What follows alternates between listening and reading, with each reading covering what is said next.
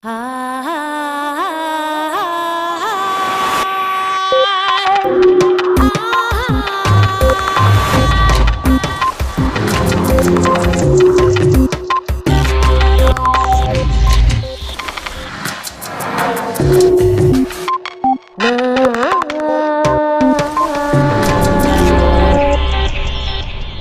eres humano, no puedes obviar el bienestar animal. Marian Stam Dawkins.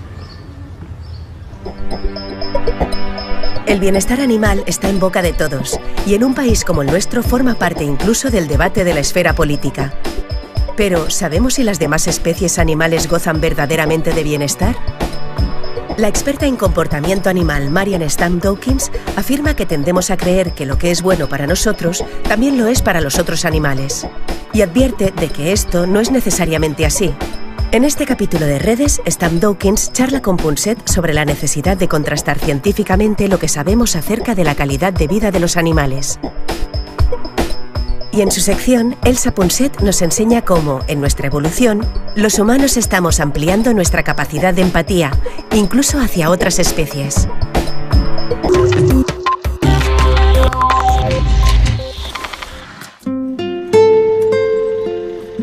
Es casi increíble, pero una de nuestras productoras del equipo de Redes, su padre más bien, es lo que llaman matarife en los mataderos. Y a este matarife, a quien yo conozco, es de sobras famoso porque supo castigar un día a un operario que le dio por dar una patada a una oveja antes de que la sacrificaran, ¿no?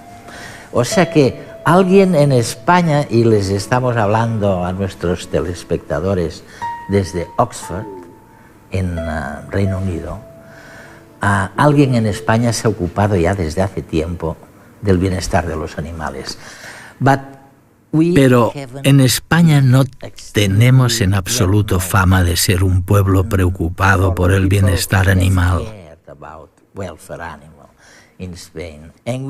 Hoy tenemos la oportunidad y la suerte de contar contigo como primera invitada, Marian Stam Dawkins. ¿Qué errores cometemos al plantearnos el bienestar de los animales? Creo que una de las dificultades radica en definir a qué nos referimos. ¿Qué queremos decir con bienestar animal? Suena muy vago y me parece realmente importante encontrar una buena definición con la que todos estemos de acuerdo.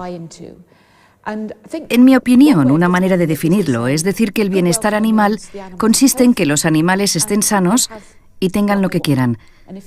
Si se cumplen ambas cosas en el cuidado de los animales, por lo general, tendrán un bienestar adecuado.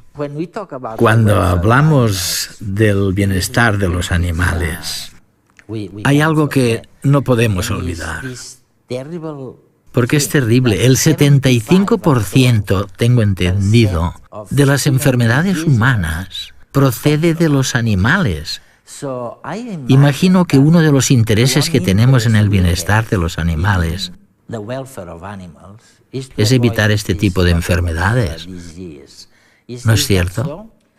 Exacto, creo que es un argumento muy contundente incluso para los que no creen que el bienestar animal sea demasiado importante, porque, como dices, gran parte de las enfermedades humanas proceden de los animales. No hay más que pensar en la gripe aviar o porcina y ya está todo dicho.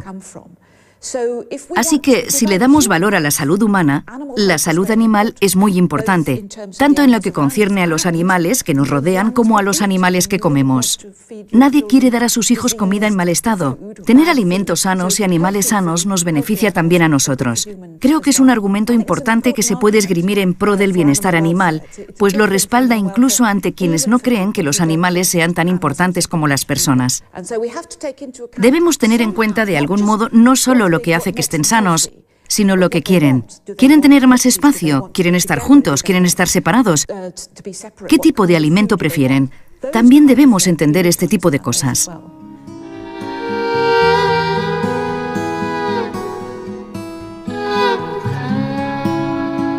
¿Qué prefiere una vaca lechera? ¿Pastar a campo abierto?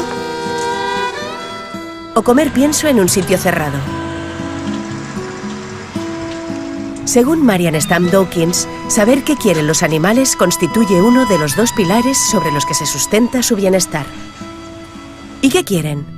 A menudo nos dejamos llevar por nuestras creencias y emociones y pensamos que si algo nos beneficia como humanos, eso también les irá bien a los animales. A esta tendencia de atribuir cualidades humanas a los demás animales se la denomina antropomorfismo. Pero a menudo las investigaciones muestran resultados para nada esperados, que pueden incluso contradecir lo que creemos que beneficia a los animales. Por este motivo, Stamp Dawkins sostiene que hace falta mucha más base científica que el mero argumento antropomórfico cuando hablamos de bienestar animal. Entonces, ¿cómo podemos averiguar científicamente qué quieren los animales? Veámoslo con el ejemplo de la vaca. Parecería lógico pensar que, de poder elegir, la vaca optaría por salir al aire libre, puesto que esa es la alternativa más natural. Para averiguarlo, en un experimento, se dio a las vacas de una granja a escoger entre salir al pasto o comer pienso en un cobertizo. Se hizo durante unos días tras ser ordeñadas. Los resultados mostraron que las vacas eligieron el cobertizo casi el doble de veces que el pasto, incluso pudiendo cambiar de un sitio al otro libremente. De manera parecida, podemos estimar qué quieren los animales ofreciéndoles opciones a elegir. También se pueden exponer a algún alimento u objeto desconocidos o cambiarlos de entorno. Se puede hacer repetidas veces y observar cómo reaccionan y si muestran signos de adaptación. Otro método consiste en observar y monitorizar su actividad. Las acciones de un animal pueden decir mucho de sus preferencias en cuanto al hábitat, comida, rutas, área de distribución. En cualquier caso, saber qué quieren los animales no deja de ser una tarea difícil. Entre otros motivos, porque los animales no siempre responden igual ante un mismo estímulo y pueden cambiar de opinión. Además, lo que eligen los animales no tiene por qué ser lo mejor para el otro pilar de su bienestar, la salud.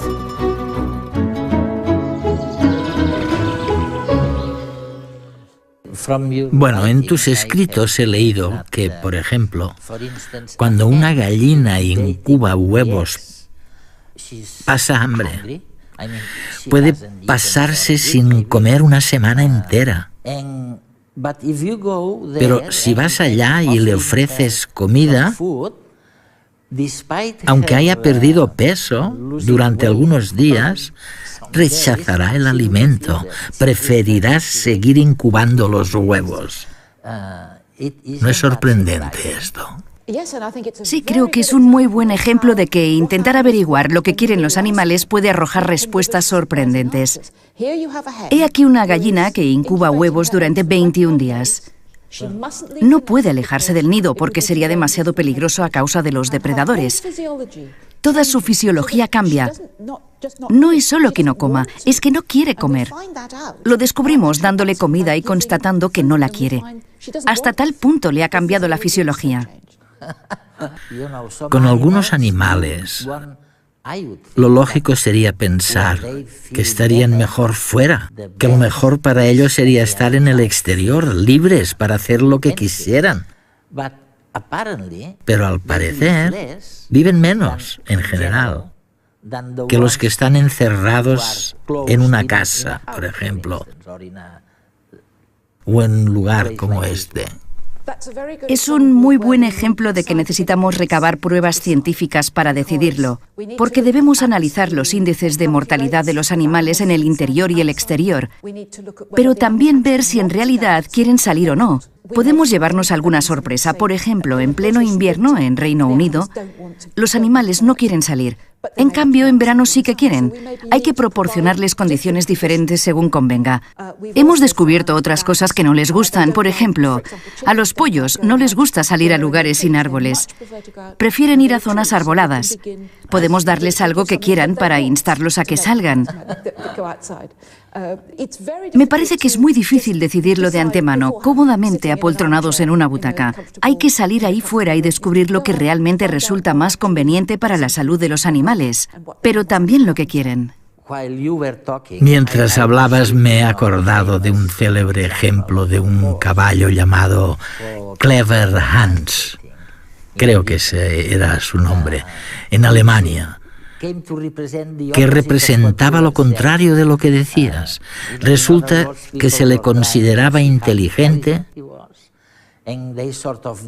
Lo estudiaron y demostraron, llegaron a la conclusión de que era increíblemente inteligente. ¿Cuál es la historia de Clever Hans? ¿Por qué fue tan inteligente y tan famoso? Fue famoso porque su dueño afirmaba que podía realizar operaciones matemáticas, sumas y demás. Se le podía preguntar cuánto eran 2 más 2 y golpeaba los cascos sobre el suelo 4 veces. Si se le pedía que hiciera una resta o una multiplicación, la hacía. Parecía un genio matemático. Fue necesario un profesor alemán llamado Oskar Pfungst para demostrar que lo que hacía el caballo era realmente muy inteligente, pero no guardaba relación alguna con las matemáticas. Captaba las pistas de la persona que tenía al lado. Si esa persona pensaba que la respuesta era 5, el caballo ofrecía la respuesta de 5. Si pensaba que la respuesta era 3, el caballo daba la respuesta de 3. Lo que hacía era muy inteligente. Observaba cuidadosamente la conducta de alguien y se daba cuenta de que algo de esa conducta podía proporcionarle una pista sobre cuál era el número adecuado. De hecho, cuando lo veía relajarse ligeramente, sabía que se trataba del número correcto. Se percató, fue suficientemente listo como para darse cuenta que si al detectar esa pequeña señal de relajación en su acompañante, dejaba de golpear el suelo, obtenía un terrón de azúcar. Era una estrategia muy perspicaz, pero no tenía nada que ver con las matemáticas. Es indiscutible lo que hemos avanzado en desentrañar qué nos pasa por dentro a los humanos. El progreso científico nos está desvelando lo que se esconde tras nuestro comportamiento, detrás de nuestra inteligencia y de nuestras emociones. Pero ¿sabemos qué les pasa por dentro a los demás animales? Aquí esto se complica, entre otras cosas porque la comunicación con las demás especies no es sencilla. En consecuencia, es muy complicado averiguar de modo objetivo, sin dejarnos arrastrar por nuestro torrente emocional, si los animales gozan de bienestar. Pero además, pese a todos los avances, todavía nos quedará una gran incógnita por resolver, un reto enorme: la conciencia.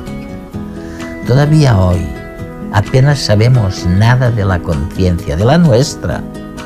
Y si la conciencia humana sigue siendo un misterio, ni qué decir tiene la de los animales. Nuestro cerebro es muy distinto al de los animales. Me refiero, por ejemplo, a que una de las cosas más extrañas del cerebro humano es que acumulamos los distintos cambios evolutivos, que al final nos han convertido en quienes somos. Esa es la verdad. Es muy interesante porque mencionas la evolución del cerebro, y los cerebros evolucionan añadiendo piezas, por así decirlo. Tenemos gran parte del cerebro en común con los reptiles, pero se han ido añadiendo otras funciones. Así que en algunas cosas somos distintos, pero seguimos compartiendo muchas de las antiguas conexiones evolutivas. Tenemos mucho en común, pero también hay nuevas funciones, la mayor parte de las cuales están asociadas con el lenguaje y con nuestra capacidad de hablar, de comunicarnos con palabras. ¿No debería eso llevarnos a pensar que debemos investigar para ver si son conscientes? La conciencia es el mayor misterio de la biología. Conocemos muchas otras cosas, pero la verdad sea dicha, no entendemos en absoluto la conciencia. Tampoco entendemos en qué momento de la evolución surgió. Si entendiéramos el concepto en nosotros mismos, si supiéramos cuándo el cerebro humano cobró conciencia, eso nos ayudaría. Nos daría pistas sobre cómo es un cerebro consciente y cómo es un cerebro inconsciente. Pero ni siquiera lo entendemos en nosotros mismos. Sería esperable pensar que estudiar a las personas que recuperan la conciencia tras una anestesia nos permitiría responder a preguntas como ¿cuándo cobramos conciencia? ¿Qué hace el cerebro tras la anestesia para recuperar la conciencia? Pero ni siquiera entendemos eso, y menos aún la diferencia entre lo que nos hace conscientes y lo que no. Además, hacemos un montón de cosas de modo inconsciente. Exacto. Tareas como conducir un coche o tocar un instrumento las realizamos sin que entre en juego del todo la conciencia. Creo que si entendiéramos mejor nuestra propia conciencia, podría darte una respuesta más coherente. Es gracioso porque... ¿Verdad que les dirías o aconsejarías a nuestros amigos que vigilaran con mayor detenimiento lo que los demás sienten o hacen? Bueno, es un tema muy interesante porque tenemos lenguaje y por ende podemos utilizar palabras para comunicarnos. Otros animales carecen de lenguaje y deben observarse unos a otros con detenimiento. Por ejemplo, los caballos están pendientes del resto porque uno de ellos puede haber detectado un foco de peligro. Tienen que mirarse unos a otros porque tal vez deban salir corriendo a la vez. Así que se han acostumbrado a observar a los depredadores y al resto de su especie y quizás sean mejores a la hora de percatarse del lenguaje corporal que nosotros, que debemos aprender conscientemente a usar el lenguaje corporal, porque en lugar de eso recurrimos casi siempre a las palabras. Crecí en un entorno rural, en el campo. De pequeño recuerdo que me entretenía observando la actividad de los animales y me divertía imitándolos. ¿Conocen, por ejemplo, el canto de la perdiz?